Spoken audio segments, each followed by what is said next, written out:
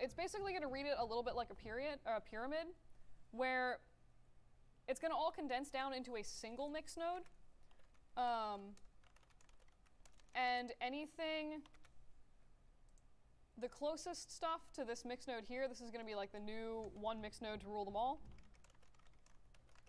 Ooh, caps lock. Whatever's closest to this is going to render on top, a little bit like Photoshop, where if you have a render, or if you have a layer on top of another, that one's going to render over it.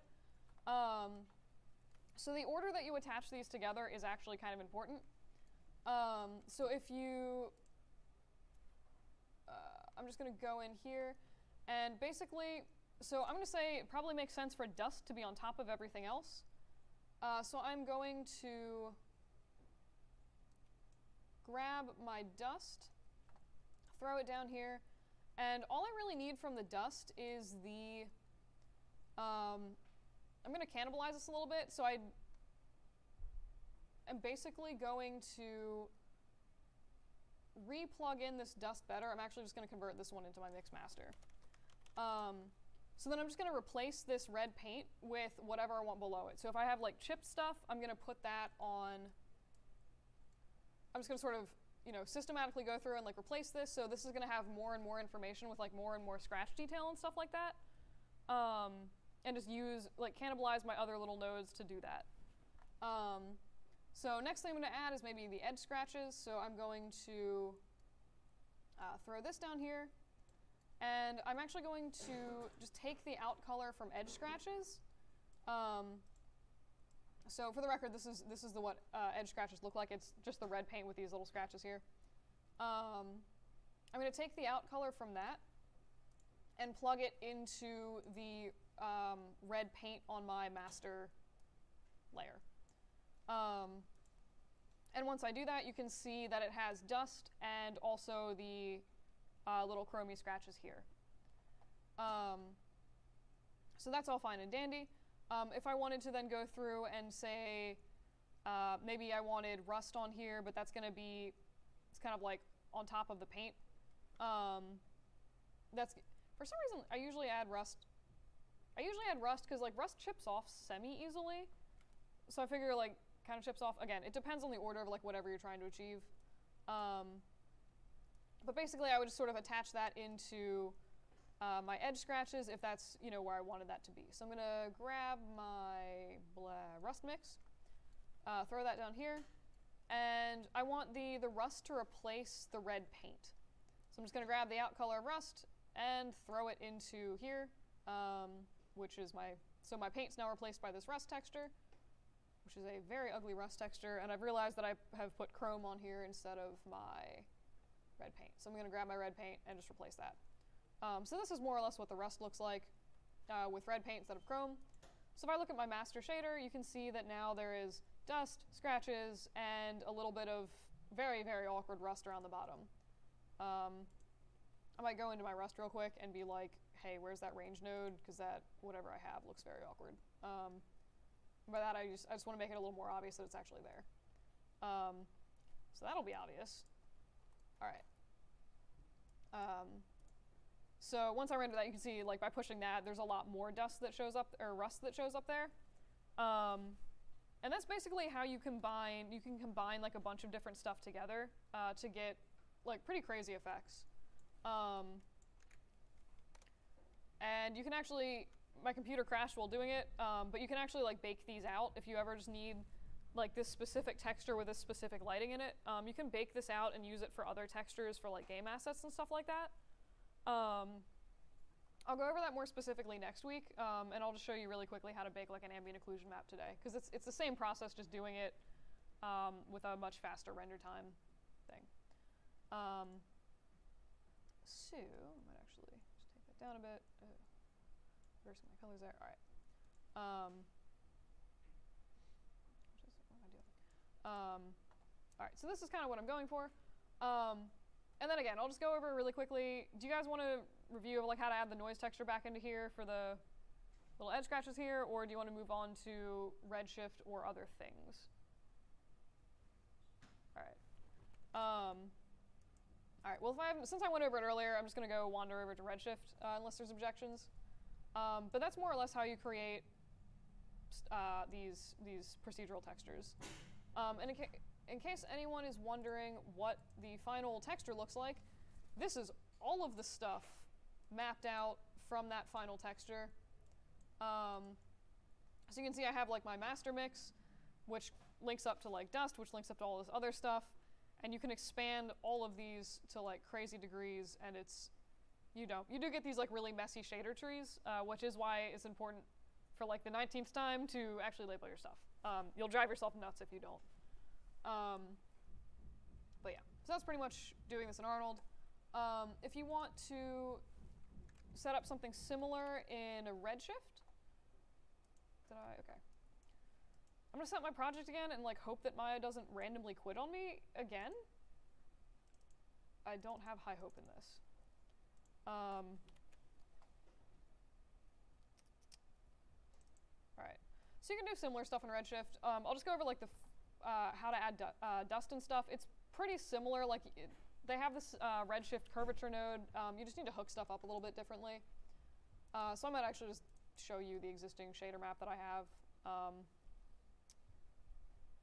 Yes. So this is the weird little ball that I made earlier today, where I basically just hooked up a few different things together to sort of get this effect. Where am I going? Render settings, hypershade. All right. So Redshift is actually really nice because it has, I'm actually going to clean this. So this time what you're looking for, instead of a mix node, is a RS material blender. So it's a little bit, it pretty much does the exact same thing as the mix node in Arnold, but you'll notice, much to my pleasure, it does allow you to map up to 7 different materials into this at once. So it does help keep your shader tree like a little bit, or your nodes a little bit more organized. So like I could say, so again, you choose your base color. So in this case, I'm just going to grab my gold texture here, because I'm assuming this is like a painted gold ball, which is painted with car paint, with some rust on it, and then dust on the very top of all of that. So again, I'm just sort of like throwing these textures in, kind of willy-nilly. But like in a specific order. But you can see I'm just mapping all of these into the single node here, which does make life so much easier in my opinion. And you can texture with ramps, which also makes me happy. All right, so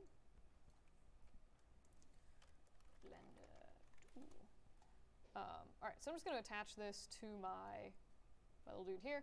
So you can see by default it starts out as just the base material, and then if I, play with the blend colors, it's going to sort of slowly add in sections of like blue or my weird rust color, and it's just gonna like combine all the attributes depending on the sliders, which is why it is nice and important to like actually have maps for this stuff.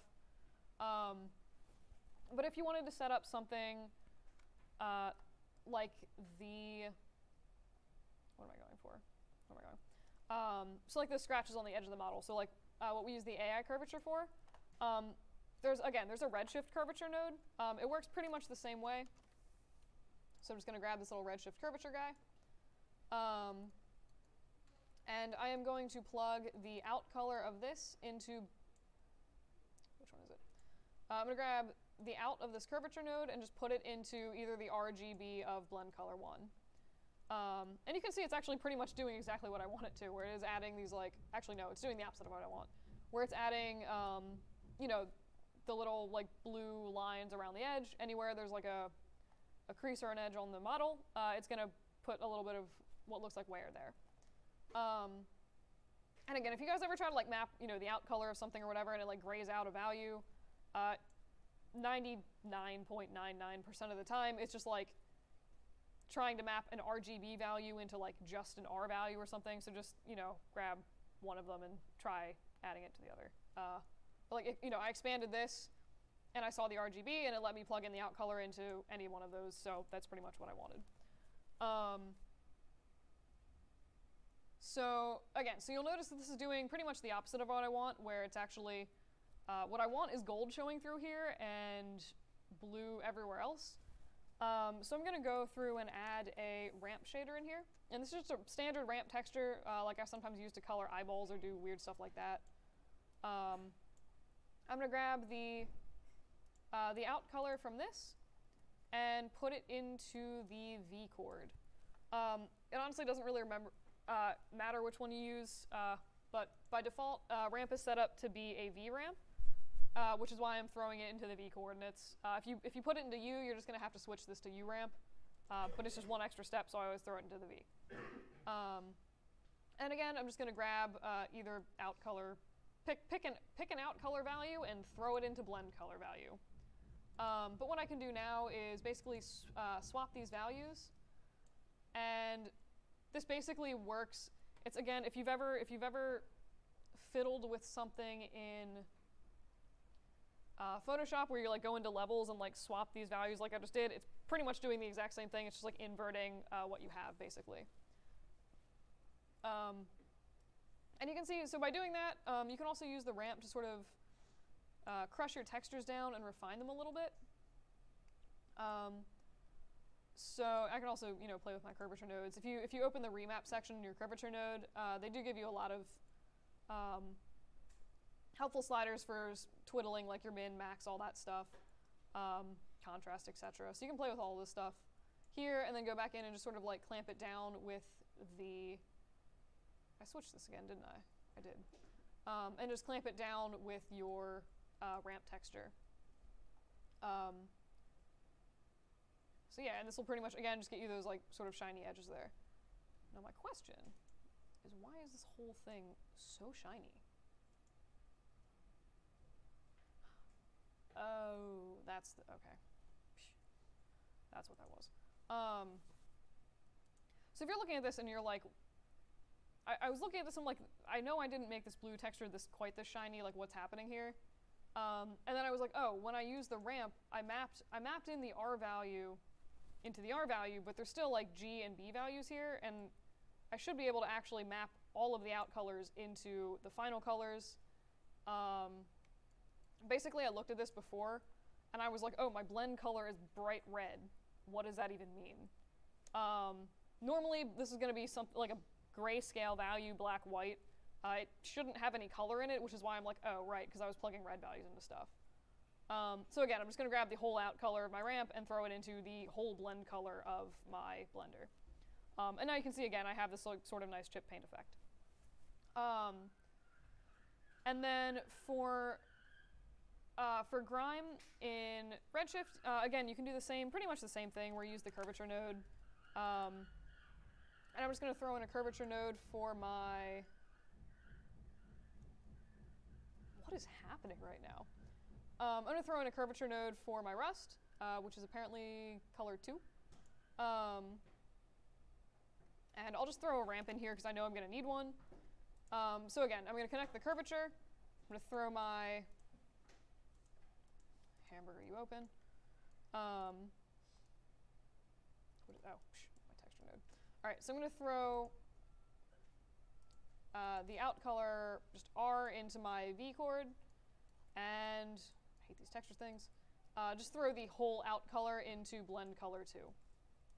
And I'm just going to fiddle with this a little bit, and also set this to concave. So I'm shooting here for a little bit of like rusty crap in the sort of lower areas here. And well, that's clearly. But you can use, so basically here I'm using the ramp shader in place of the, I just need to find it. Why is this so difficult to find?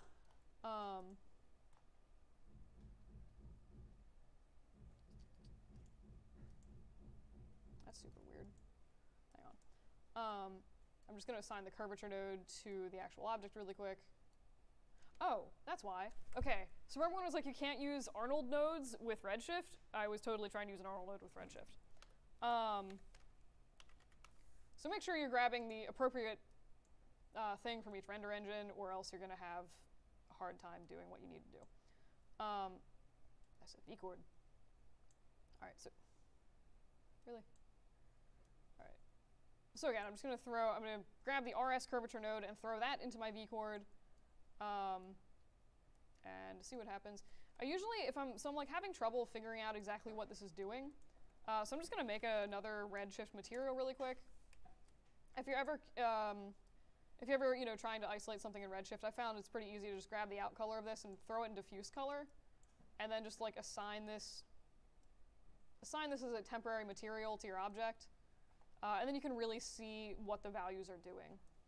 So in this case, like I forgot to set this to concave, so I'm just going to do that, and you can see it swapped to the insides of any creases, and then I'm just going to, oh god, play with the min and max a little bit, something sort of, I don't know, that kind of looks maybe okay for Rust. And then you can use the ramp shader, again, just sort of like crush some of these values down and like get them to do something maybe a little bit more like what you want. In this case, I'm just going to say that's probably fine. And then I got color of this and blend color 2, that should be good. So I'm going to try adding this to my blender again, and hopefully, oh, okay. Kind of the opposite of what I wanted. So I always like botch my values when I do this, but like, if you do that, don't freak out. You can just, so like basically it's showing anywhere where I want rust, it's showing blue through, and anywhere that I want blue, it has rust. So I'm just gonna like grab these values here and do that kind of like silly Photoshop hack again and just switch the colors. And you can see that now that'll swap it to have rust where I actually want it. And basically it would be more or less a similar thing to get dust in here. I just need to I need to go through a little bit in Redshift because there's no like pre-built utility node. So I need to go through and like troubleshoot exactly how to get dust in a little bit. Gonna have to just like dig through nodes for a few hours. But again, it's pretty much like the same, more or less like the same deal for how you want to do stuff. If you did want to add scratches in, I find if you have extra, so like looking at your blenders, you do have 7 layers to work with. So what I could do, instead of like trying to find a fancy quote unquote correct way to mix the little blend color for the car paint, what I'm going to do is just add a separate layer of car paint. Or a separate layer of gold, sorry. No, that's my base color. Sorry, I do want a separate layer of car paint. So I'm just going to add another car paint down here. If I can find an open slot for it. And basically just plug the... I'll make a blend color for this that's just like a texture map with scratches on it. And that should pretty much allow me to add in the extra scratch maps. So again, I'm just going to grab that like cruddy little scratch texture I had from earlier. This generic one from the interwebs. Play this render. So you can see it's actually doing a bit of a weird thing right now where it's just sort of like overriding all of my other stuff. So that doesn't seem to matter in this case. So I'm going to go through and file 1, place node. Just find the place to texture node. I'm just going to repeat this a few times. You can see, so that's actually like kind of a good way to go through if you just wanted like to vary the edges of the scratches themselves a little bit. But in this case, the issue, like what I've done that was kind of stupid here, is I added things in a little bit of a weird order. So basically what it's doing is it's saying, all right, there's this base gold color, which is covered by this car paint, which is covered by rust, which is covered by more... I put gold there? What did... Oh. I thought I even put my car paint texture there. That was weird. And that's basically being covered by this car paint. So I'm just I just keep covering things with car paint, which isn't necessarily what I want. So one thing I might do is, sometimes it can be kind of weird to keep track of the order of stuff. I'm just going to attach my file texture in here. And then go down to this car paint. What did I do? What?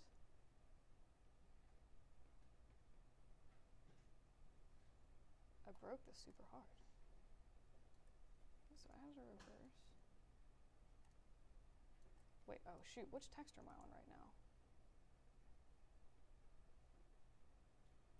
Shoot. Well, that explains why it's not doing what I expected.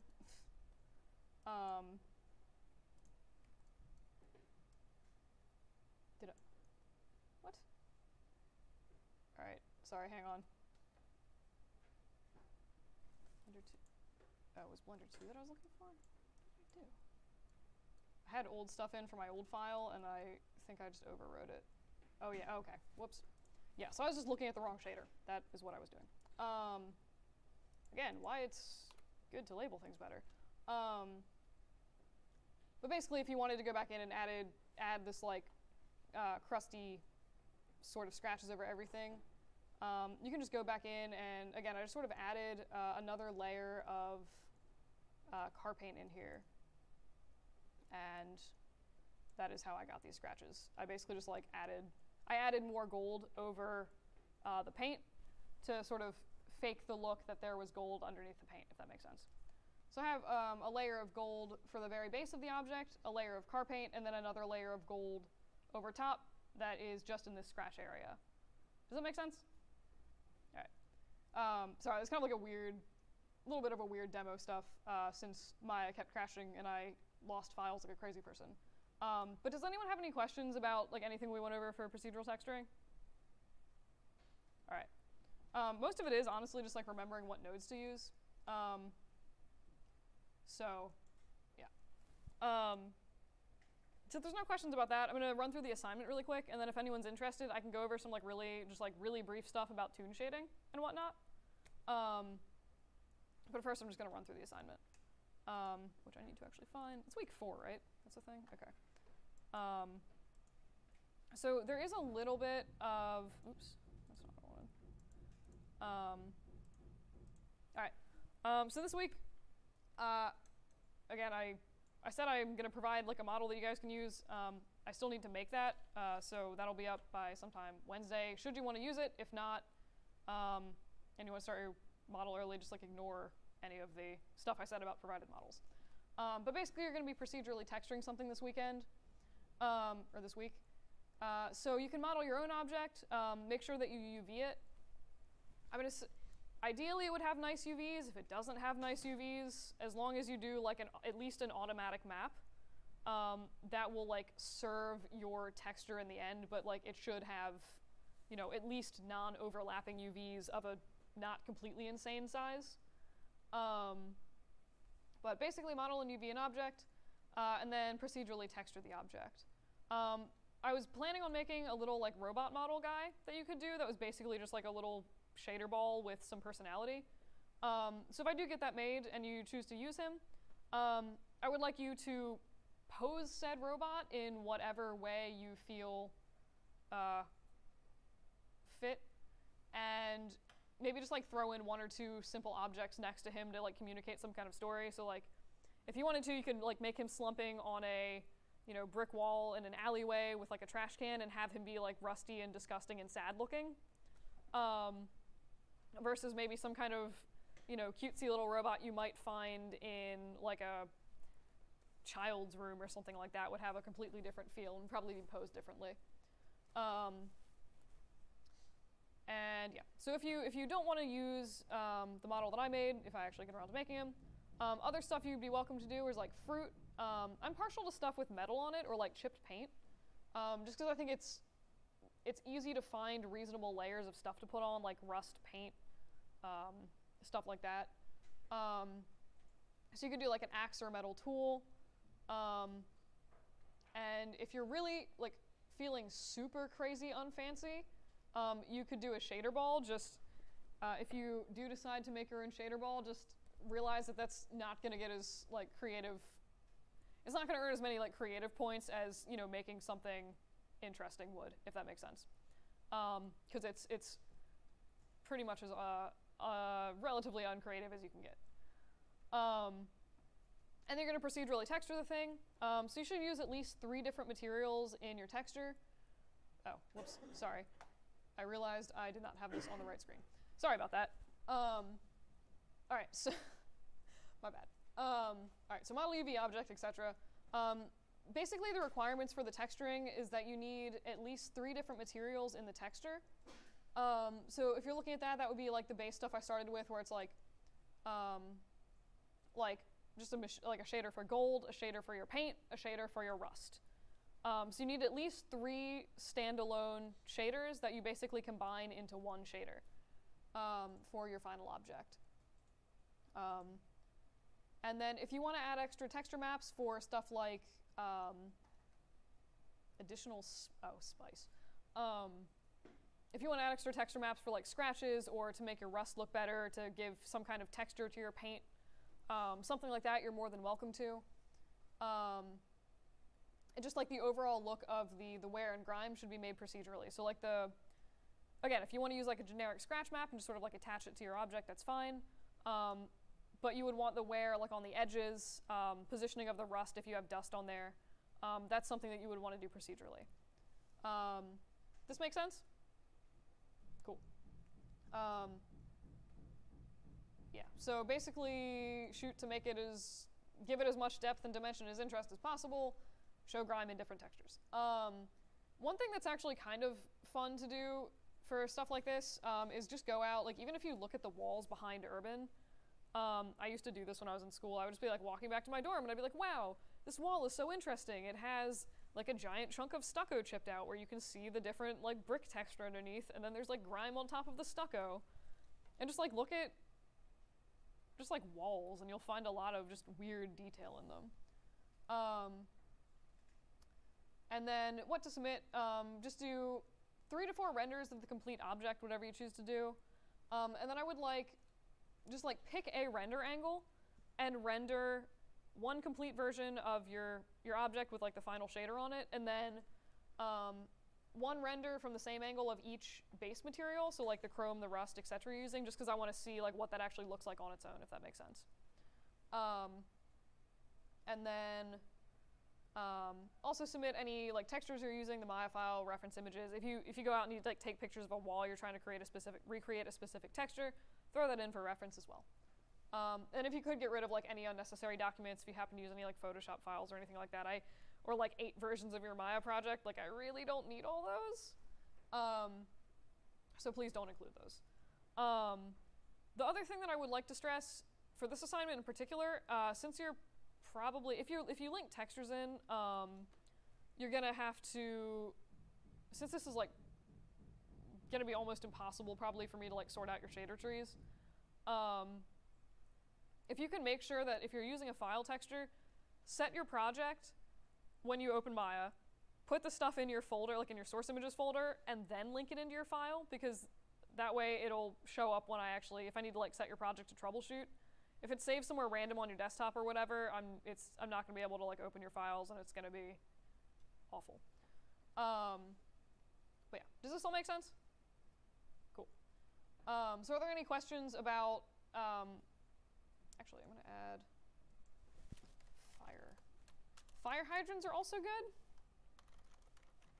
because they're basically just like real world shader balls. But yeah, so like anything you want to do, just make sure it kind of shows off the object. So ideally there'll be like some kind of sharp creases in it, or like little areas for grime to get stuck in.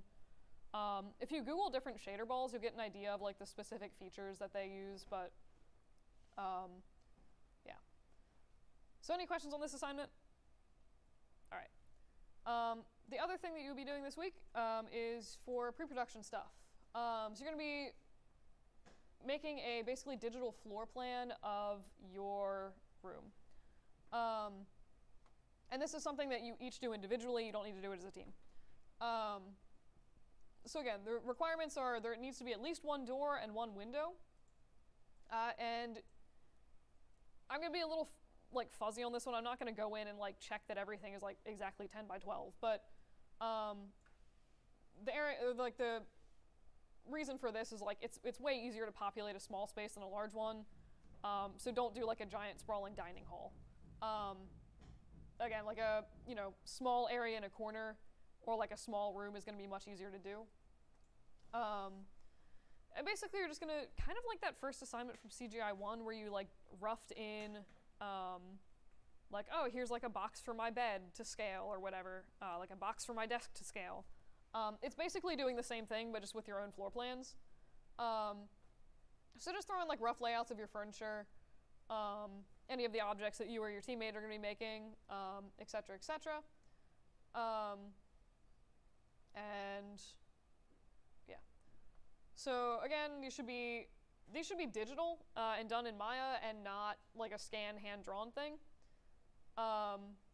If it helps you to make a scanned or a drawn thing to like start with, you're obviously more than welcome to do that. Just make sure that you submit something that was actually done in Maya. Again, not a team assignment. Space doesn't need to be square. And also, like, so this would be a fun time to start blocking if you have like interesting roof details, like a lot of like archways in the doors, or you know, a sloped ceiling, or like anything weird like that. It'd be a cool time to sort of block that in and see if it's like working for you and your overall vision. And if you can just include measurements of your walls and furniture and stuff like that. So basically, what I'm more or less shooting for is block out stuff in Maya, and then if you want to just like it does not need to be a super pretty render. As far as I'm concerned, you could actually even screenshot your workspace and just like draw in measurements. Like if you had a bed that was like 4 by 3 feet, just like draw that in Photoshop, like 4 by 3 feet, just like to get the scale of stuff. Does that make sense? Cool. So this should also be done to scale, if I haven't mentioned that before. The entire final should be done to scale, so if something is like a foot tall in reality, like it should be a foot tall in digital space. And this serves a few purposes. A, get used to working and doing things in scale. And B, if you make everything to scale when you hand stuff off to your teammates, you're gonna put it in your room and it's gonna be the correct size. You're not gonna need to like rescale everything all crazy. So, yeah. So that's pretty much the requirement for that. And then just like label like what stuff, if it's not like obvious, if you're just like blocking stuff with boxes, just like label what it's supposed to be, like bed, chair, table, thing from room, or like thing from teammate 3. And again, it's just kind of like start planning where your stuff is. And then just submit a zip file of the Maya scene and your rendered image with and without labels, and if you've done any concept sketches. Basically just whatever you have so far. But yeah. So, any questions on that? All right. Any questions on anything we've gone over today? All right. Does anybody have any interest in a brief little thing about like toon shaders and paint effects? I did find an interesting fake way to make pixel art in Arnold, which is kind of interesting. It would take probably 3 seconds to show you guys. So actually, I'm totally gonna do the thing where I'm like, does anyone have interest in it? And I'm just gonna like randomly do something. But it is like actually fairly straightforward. This is actually probably stupid, but actually, all right, sorry. But basically, so you know that like camera AA setting in the, where am I going? The camera AA setting in the like render settings window. If you set that, I've been using Arnold, please. If you set that to like a negative value, let me just assign this, just hide this and assign this a new standard surface shader. And I'm using, oh god, well, this is gonna be the most awkward render ever. Basically, if you set that to be super low or a negative value, it will pixelate your stuff for you. Oh, god damn it. And Maya crashed. Yay. Okay. I love procedural texturing, but I hate that it crashes my computer every 5 minutes. It's very annoying. But yeah, so basically if you set this to like a low or negative value, it will pixelate your thing and basically make you pixel art. That's the tutorial. Great. Does anybody have interest in toon shading? If not, I might just go over it sort of next week, randomly. All right.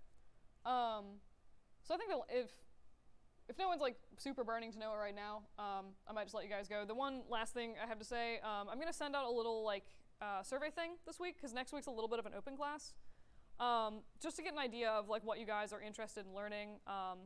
If everyone's like super into tune shaders or like Encloth or something like that, I'd be glad to go over any of that, but I'd rather go over stuff that people are actually interested in learning.